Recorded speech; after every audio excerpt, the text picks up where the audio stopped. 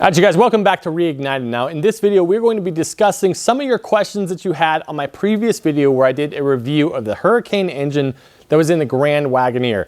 Now, if you haven't seen that video yet, you can either watch it here or I'll link it in the description down below.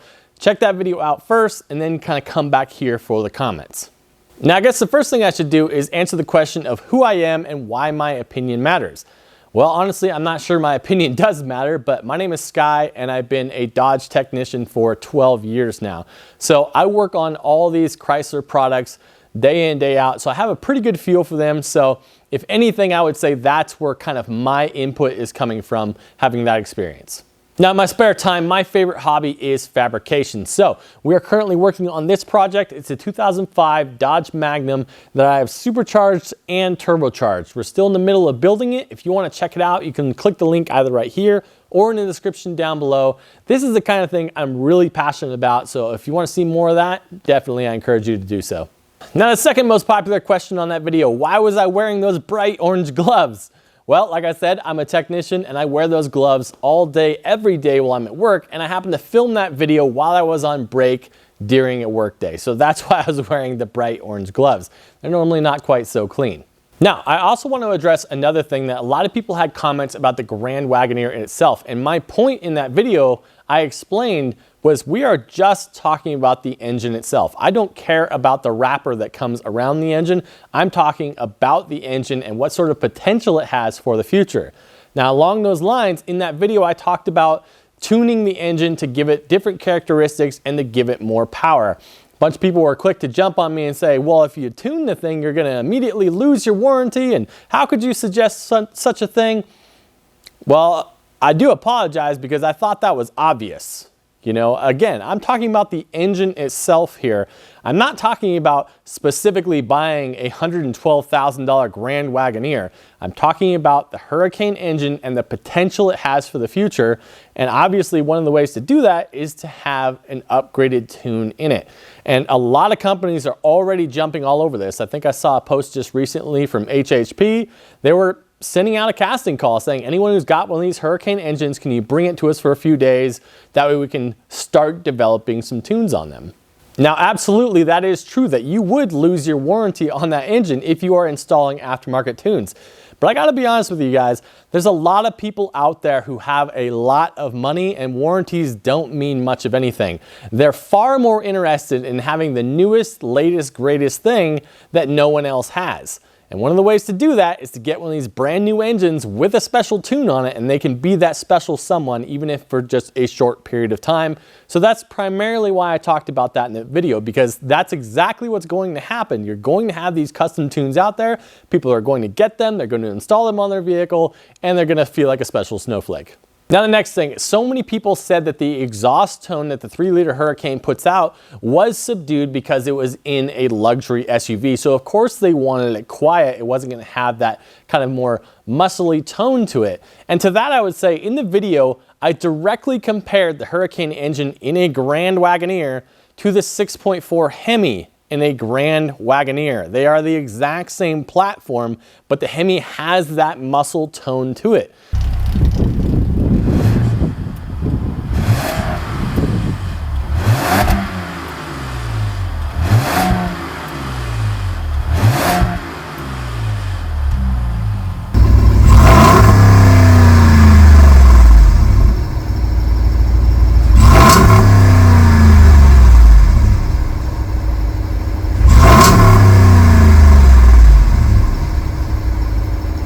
Granted, it's slightly toned down from what a Scat Pack Challenger Charger would be, but it still had that muscle car burble to it, whereas the 3-liter Hurricane just doesn't have enough cubic inches to give it that sort of tone to it.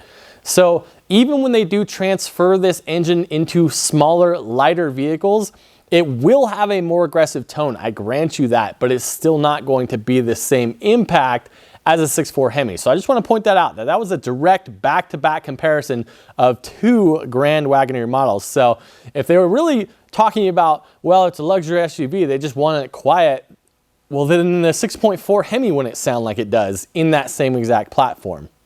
Now, this next point comes to the defense of this Hurricane engine. So many people were commenting that this engine, because it is a turbocharged engine, is going to be high strung, and therefore it will not be reliable and it will break very, very quickly.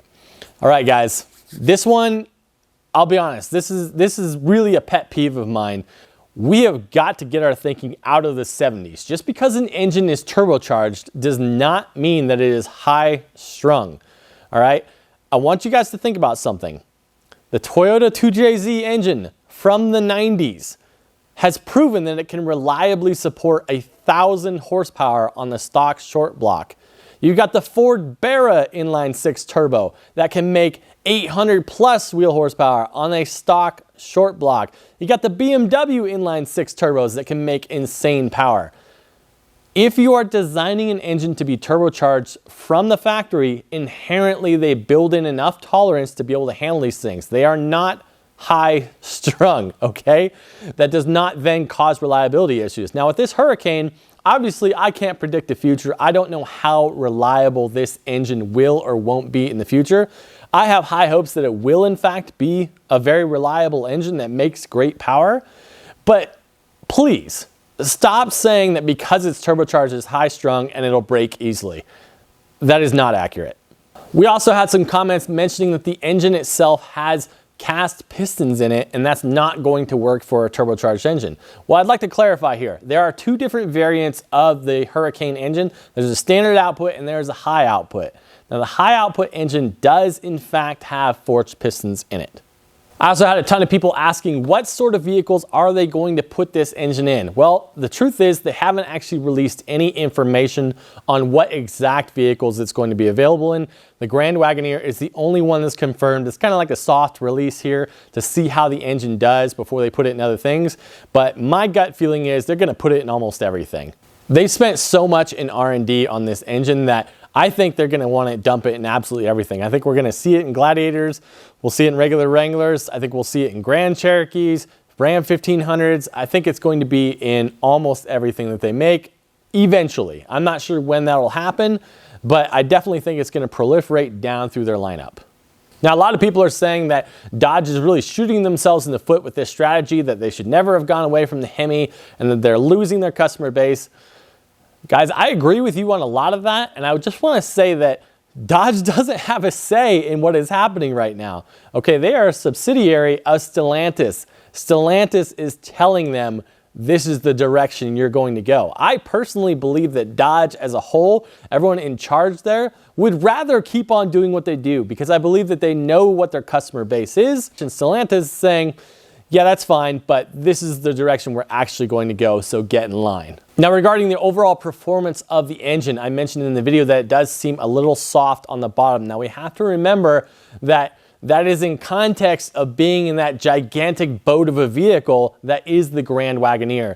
Just like you guys, I cannot wait to feel this thing in a smaller, lighter platform. Now, Dodge doesn't exactly make a ton of light platforms, but anything is going to be lighter than that Grand Wagoneer. It'll be very interesting to see how the tuning changes between their different models because, as some people did mention, with the Grand Wagoneer being a luxury SUV, they're going to tune it a certain kind of way that makes everything a little smoother.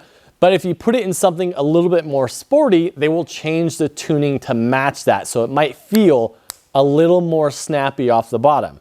Now, me personally, I really don't much care for much that Dodge makes right now in any of the models, but I would love to have this engine as a crate engine and put it in something else that Dodge made previously. That would be a lot more fun and specifically a lot lighter. Now, we did have some people saying that for $112,000 that we shouldn't be being the guinea pigs for these things if we're buying them to figure out what's wrong with them to get them fixed in those first couple of model years. I hate to break it to you, but that's the entire automotive industry. They've been doing that for a very long time, a very long time. Within the automotive industry, it is common knowledge that you do not buy the first model year of anything. I don't care what brand we're talking about. You don't buy the first model year because they don't have time to accurately test these things over a great enough range of time and put enough miles on it to figure out all the things that are going to happen. If you're buying a first year model car, you are the guinea pig. That's a fact. So yes, it has gotten worse in recent years because we are adding in so much new technology. There's just a ton of teething problems. And the Grand Wagoneer specifically is a great example of that. These things have had bulletin after bulletin after bulletin after recall, constant software updates with these things, one after another. They're actually a huge pain in my neck. But you know what the funny thing is? We can't keep these things on the lot. And it goes back to what I was talking about before, about people with money. They've got to have that first one out there. They got to be the one. And then they're so frustrated when they're having all of these problems. And it's like, I'm not sure what you were expecting here. Yes, it's a crazy expensive vehicle, especially for a Jeep. Would I ever even consider paying that much money? Of course not. But I don't play the same kind of financial games that these people do. They're on a whole nother level of financial capability, and they're going to do what they do. Now, I did have a few comments on there as well saying, sounds like every other V6 I've ever heard.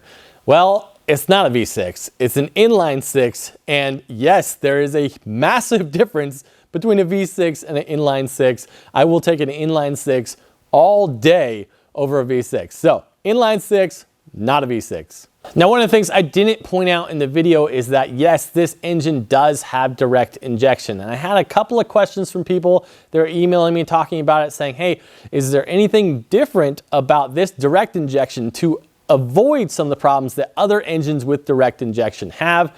And the answer is no. I didn't see anything different about it. So I'm not sure how they're going to get around this basically caking of the intake valves, anything like that. I don't know. I don't know what their solution is. I'm not a huge fan of direct injected engines myself. People are asking, what is the advantage of these? Well, direct injected engines have a much more precise control over the fueling that goes in the engine. What does that mean? Does that give it like way more power? No, it doesn't. What it does is it gives you really finite control over your emissions, which is the entire point of this updated engine style that they've come out with. They need to have really precise control over not just the emissions, but also the miles per gallon. Now, a lot of you guys were saying, well, the miles per gallon numbers don't seem all that much better than the Hemi engine either, so why are we making this shift? It is amazing how much companies will change things for a minor percentage of mile per gallon increase. Every little bit matters. Now, if we want to go back to the Hemi engine itself, now the Hemi engine comes with MDS, multi-displacement solenoids, so it can drop down the 4 cylinders in cruise modes. Do you know how much mile per gallon increase that whole system nets you? 8%. 8%. And crazy enough, that is a massive improvement on the company line. So they were over the moon about that. So even if you can get just 2%, 3% better miles per gallon for an engine, they're going to do it. I had a lot of people too saying that why didn't they just update the existing Hemi engine to be more fuel efficient or have better emissions? You end up going down kind of a rabbit hole here of diminishing returns. The Hemi engine in its current form is not sustainable. And even if you tried to redesign it, one of the primary things that you would see changed is that engine would go direct injected, which to me is not an improvement in any way, shape, or form. So it doesn't make sense that they would have to redesign the whole entire engine to add things like that to it, when they could do what the European manufacturers have already been doing for a while, go to a smaller displacement with forced induction. You'll have better miles per gallon and better emissions for the future.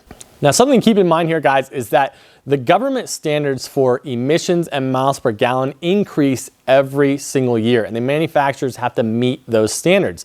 So if they, basically the Hemi engine, they've been trying and trying and trying each year to improve it just a little bit, to try to get that extra miles per gallon out of it, to try to make it more emissions compliant. But at a certain point, there's only so much they could have done without a full redesign on the engine.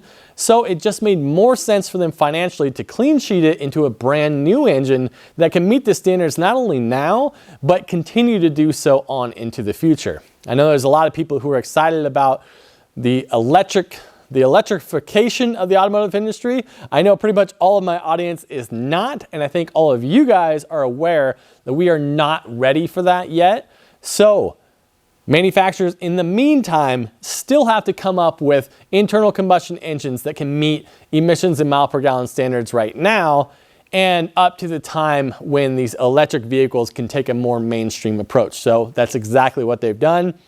They're moving past the Hemi and they're getting into this other engine that they believe will more easily meet those numbers.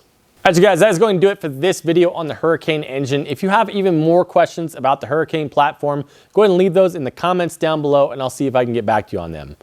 But for now, we'll see you guys next time on Reignited.